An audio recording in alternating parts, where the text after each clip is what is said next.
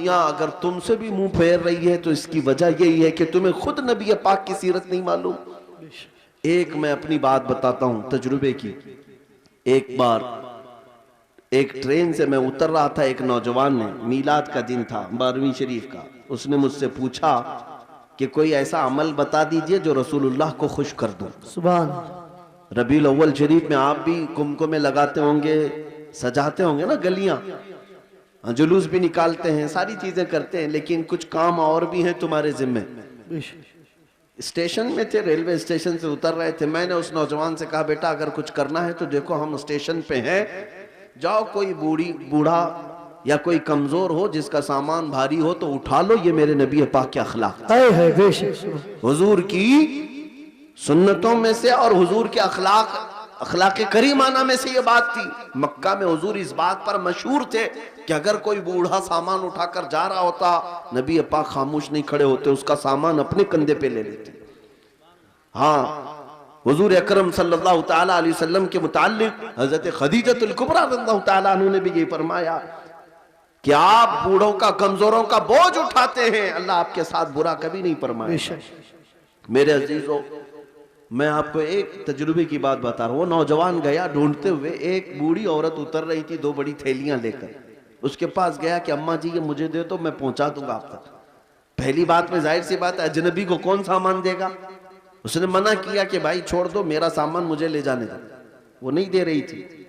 इसने जिद किया कि मुझे दे दीजिए। वो खातून कहने लगी पहले ये तो बता तू कुली है या सामान उठाने वाला है, ड्रेस से तो नहीं लगता, कहीं मेरा सामान उठा के भाग गया। उसने हकीकत बताई, अम्मा जी बात यह है कि आज 12 रबीउल अव्वल है, सुभान, हमारे प्रॉफेट मोहम्मद सल्लल्लाहु तआला अलैहि वसल्लम का जन्मदिन है, और हमारे नबी पाक सल्लल्लाहु तआला अलैहि वसल्लम बूढ़ों का और कमजोरों का बोझ उठाते थे। उनकी ये आदत थी, मैं चाहता हूं कि उनकी वो अदा पर मैं अमल करके उनको खुश कर दूं। सुभान सुभान। उस औरत के दिल पर ये बात लगी। वो नॉन मुस्लिम थी, नॉन मुस्लिम थी। उसने सामान उठा लिया, जहां तक जाना था वो खातून के साथ गया, टैक्सी किया और भेज दिया। नंबर शेयर कर लिए थे, वो औरत चली गई सामान लेकर। मेरे अजीजों, 6 महीने गुजर गए इसी तरह से। वो नौजवान मुझसे कहता है कि मुझे तो खबर नहीं थी, बात आई गई हो गई, एक बार इस तरह से किसी की मदद कर लिया, लेकिन 6 महीने के बाद वो एक खातून जो क्रिश्चियन थी, वो फोन करके कहती है कि बेटा क्या हालचाल है, तुझे याद है हम स्टेशन में मिले थे और तू मेरा सामान उठाया था? कहा हाँ अम्मा जी याद है। कहा कि पिछले 6 महीने से मैं तेरे नबी की सीरत ही पढ़ रही हूं। सुभान अल्लाह, सुभान सुभान। ने मुझे उनकी तरफ डाइवर्ट कर दिया और हर दिन उनकी बात पढ़ती हूँ तो मजा कुछ और ही आता है, सुभान, लुत्फ कुछ और ही आता है। अजीज़ाने गिरामी वक़ार, आज भी दुनिया तुम्हारे नबी को अगर पहचानेगी तो तुम्हारे अखलाक से पहचाने। बेशक, सुभान, तुम्हारे किरदार, तुम तर्जुमान हो अपने नबी पाक। लिहाजा तुम्हारे ये जिंदगी गुजारने के तौर तरीके ऐसे नहीं होनी चाहिए कि दुनिया तुमको देख करके ये कहे ये निहायत गंदे रहने वाले कहां किस दीन की तरफ बुलाएंगे। न इनके यहाँ पाकीज़गी है, न तहारत है, न सफाई है। आज नशा अगर कहीं बिकता है तो लोग तुम्हारी तरफ इशारा करते हैं। पता पूछो कि नशा कहीं मिलता है तो मुसलमान मोहल्लों की तरफ इशारा कर देंगे। करते भी यही हैं, बेचते भी यही हैं। और मेरे अजीजों, सबसे ज्यादा जराइम कहां होते हैं? लोग तुम्हारी तरफ इशारा करने लगते हैं। मैं ये नहीं कहता कि हम जराइम पेशा हैं, लेकिन तुम गैरों की साजिशों के नजर हो गए। एक बादशाह ने अपने वजीर से पूछा था मेरी कुर्सी लंबी देर तक मुझे कायम रखना है, क्या करूं? वजीर चालाक था, उसने कहा रोज रोज नई स्कीमें देते रहोगे, खाएंगे फिर पूछेंगे तुम्हें कि फिर नई स्कीम क्या आई है।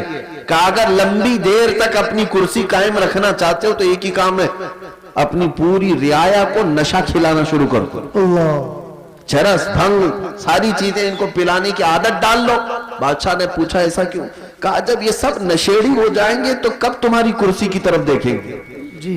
उनको उनका नशा मिल जाएगा, बस वो सोचेंगे भी नहीं कि कौन हुकूमत कर रहा है, कौन कुर्सी पे बैठा है जी। इस फार्मूले पर दुनिया आज भी अमल करती है जी। अगर हक बात कोई जमात दुनिया में करती है तो वो मेरे मुस्तफा के गुलामों की जमात। बेशक बेशक दुनिया को ये पता है कि ये अगर उठ गए तो कुर्सियां भी हिलाते हैं, बेशक ये अगर उठ गए तो हक बात के ऐलान के लिए अपनी गर्दनें भी लुटा देते हैं, कटा देते हैं। बेशक इसलिए पूरी दुनिया ने ताकत ये लगाई कि इनके मोहल्लों में नशा ज्यादा रहे, इनके मोहल्ले में अय्याशी ज्यादा रहे। ये सारे फैशन कहां से शुरू किए जाते हैं आपको पता है? आज सऊदी अरब पूरी दुनिया का टारगेट बना हुआ है। इजराइल वहां उतरा हुआ है, अमेरिका वहां उतरा हुआ है, रशिया यूके सब वहां उतरे हुए हैं। हम तो उसे मरकज इस्लाम मानते हैं, मक्का मुकर्रमा और मदीना तैयबा होने की वजह से, इसलिए नहीं कि बादशाही हुकूमत है। लेकिन जिनको पूरी दुनिया में अपने फैशन फैलाना था फैला देते, लेकिन अरब में क्यों गए? इसलिए कि उन्हें पता है, बहुत जमाने पहले इकबाल ने कहा था, यूरोप अगर किसी बात से घबराता है ना मुसलमानों से, तो किस बात से? ये फाका कश मौत से डरता नहीं जरा, रूह मोहम्मदी इसके बदन से निकल। नई फिल्म आई है, उसमें फला एक्टर है, फला हीरो है, बाल उसकी तरह, कपड़े उसकी तरह, पैंट फाड़ लिया, सिर्फ एक नचनिया को देख करके, एक मुजरा करने वाले को देख करके अपना आपा खो गया, अपने आप को बदल लिया।